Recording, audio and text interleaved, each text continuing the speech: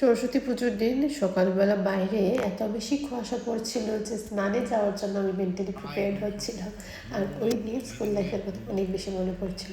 ওই সময় তার থেকে হয়তো বেশি কুয়াশা পড়তো, আরও ঠান্ডাও থাকতো, বাট তার মধ্যেও স্নান করে শাড়ি পরে সবাই একসাথে অঞ্জলি দিতে যেতাম।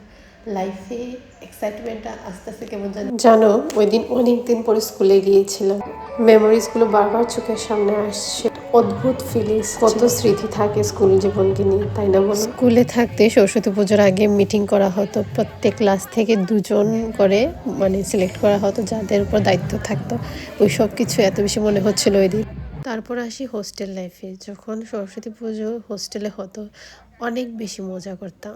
আর সরস্বতী পুজোর আগের দিনের বাজার করা, সবার সাথে মিলে আড্ডা, আলপনা দেওয়া, জিনিস গোছানো, পুজোর আয়োজন, সব কিছু না ওই দিন বড্ড বেশি মনে পড়ছিল। তাছাড়া এইবারের পুজো আমার ভালোই কেটেছে। তোমাদের কেমন কাটলো?